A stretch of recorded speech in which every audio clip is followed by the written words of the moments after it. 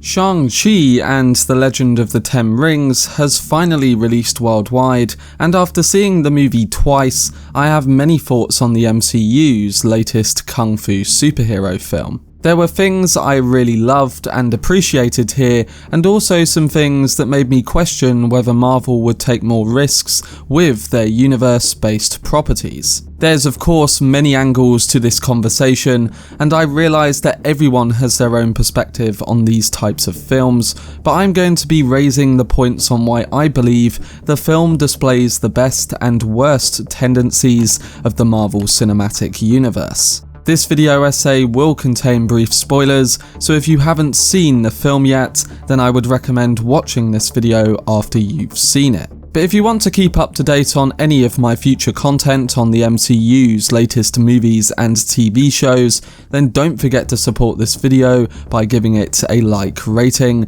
subscribing to the channel, and turning on your notifications. Also, feel free to check me out on Twitter, Facebook, Reddit, and Instagram at Cortex Videos, which is all linked in the description below. But without further ado, let's dive into my thoughts on why Shang-Chi is the best and worst MCU movie. So when it comes to the MCU, I'm someone who has a mixed relationship with their films. The Phase 1 movies, along with Guardians, Infinity War and The Winter Soldier, are projects that I personally love, and they are films that I find myself rewatching ever so often. They each contain something that stands out, and the story and characters all work hand in hand in delivering a well-made film. Then there's films like Black Panther, which I really enjoyed, but in particular, there are elements to the film that work better than others, such as the costume, production, soundtrack, and an emotionally driven villain. But there are also problems like the shoddy visual effects in a crucial third act, making the film go from an emotionally driven story into an almost video game-esque representation of the characters. And there's dialogue and humour that almost takes you out of the whole experience during certain scenes. For me, Shang-Chi gave me a similar vibe, and I fully understand that these universe-building movies are ones that people really enjoy for the most part, and will constantly support because they are fans of the ever-growing story that Marvel has created, or it's just a particular type of movie that they enjoy. I do get it. But for me personally, coming into Shang-Chi and a good way through Phase 4 of the MCU, I can't help but constantly leave these films by thinking, what if the MCU took more risks? There's brilliant elements to Shang-Chi, like a majority of the visuals, the soundtrack, and the performance of Tony Leung's villain Wenwu. But at times, we lose the emotional pull between his character and Shang-Chi, as Marvel would rather intercut a sequence of comedy or the traditional shoddy action fare. Now again, I get it, they want to satisfy the traditional comic book viewer and fans of this universe by staying to the formula, but when judging this as a so-called film, which as a medium is supposed to be art, how can we not be aware of some of these narrative flaws and pieces of decision making while watching them? I know people love them, but there are glaring problems when it comes to looking at a movie and its tone as it tries to tell a compelling story.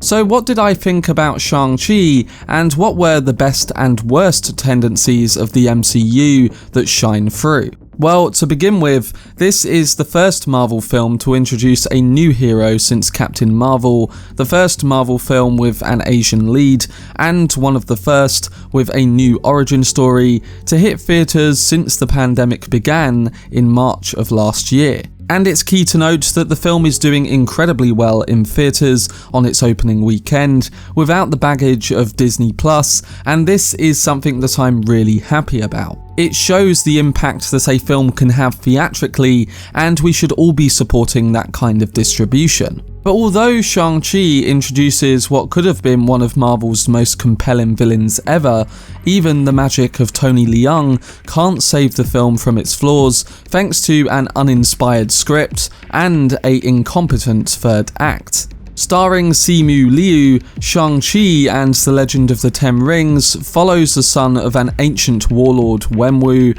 who has held the secret to eternal life and commanded a secret army of mercenaries through the use of the mystical Ten Rings. Shang-Chi, or Sean, to his best friend Katy, is trying to live a normal hidden life in San Francisco when he receives a mysterious postcard that draws him back into the brutal, combat-driven life he fled from years ago.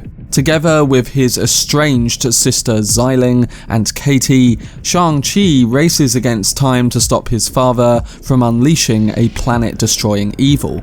You can check out my Ending Explained video where I go deeper into the plot, but for now, let's return to this review. As far as hero origin stories go, Shang-Chi's is perhaps the most interesting and complicated in the MCU, involving a hidden village full of magical creatures and mystical powers, a centuries-old warlord that trained him to be a violent killer from birth, a soul-eating monster designed to consume his mother's village, and the Ten Rings themselves, which grant the wearer all sorts of powers, including immortality. As such, the first act of The Legend of the Ten Rings is fast-paced and lore-heavy, making good use of flashbacks and convenient expository devices to give us as much information as possible. Despite having quite a bit to get through, the first hour of Shang-Chi really works, with the first two big action set pieces presented in a slick, well-choreographed way that make interesting use of the setting and fighting styles. They combine typical MCU combat with classic martial arts film techniques. The unique fight scenes, at least in comparison to those in the MCU, combined with a heavier emphasis on humour, which doesn't always land, still injects the first act with more than enough energy and promise to set the film up for a satisfying second half. But once the plot kicks into gear, that's where, in my opinion, things take a turn for the uninspired. This is something I find with most of my least favourite entries in the MCU. They cover up some bad plot development with humour and action, and it can clearly be seen.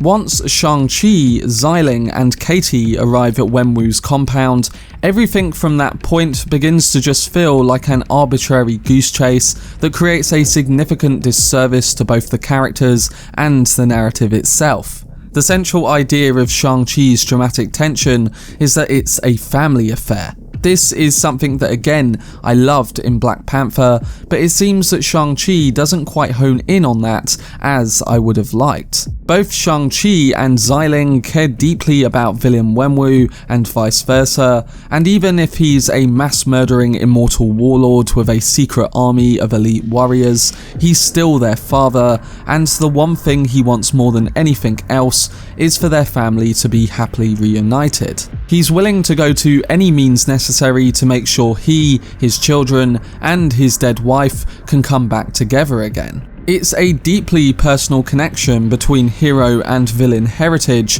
and all three major characters care deeply about each other and their well-being, even if they're on opposite sides. This is something I've desperately wanted from Marvel, and I was happy to see that be developed from the movie's outset. But Shang-Chi mishandles this concept entirely, instead making Wenwu a cartoonishly single-minded villain, despite Tony Leung's many attempts to bring depth to the role, and dodging every opportunity to explore the rich tension between father, son and daughter.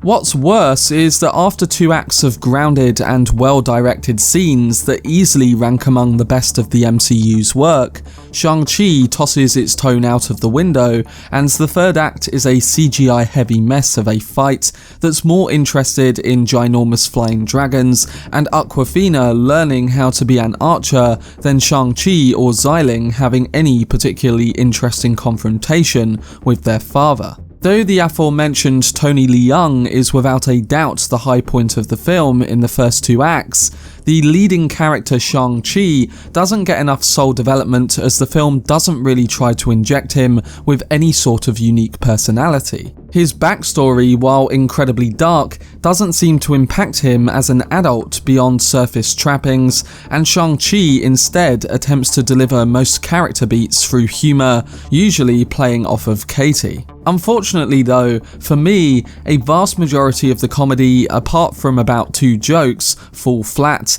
and Awkwafina's one-note comedy lines gets really old as the movie progresses. They of course make a passable duo, but when your leading man's only real moments of charisma come when playing second fiddle to comedic relief, it's difficult to feel invested in that character. And let's not forget, they made her character literally save the day with an arrow to the neck of the Dweller in the Darkness after a brief few shots of her apparently training. And I understand that they were trying to make her character look like it had evolved after she said that her parents want her to achieve something more. But if you're going to make the screenwriting decision of her defeating the big bad with a single arrow after 10 seconds of training screen time, then there's clearly a problem with the way the plot was written. That's how I felt, and I just think it was a missed opportunity to really bring us something that focuses in on the emotional resonance a lot more, with maybe some better comedy in there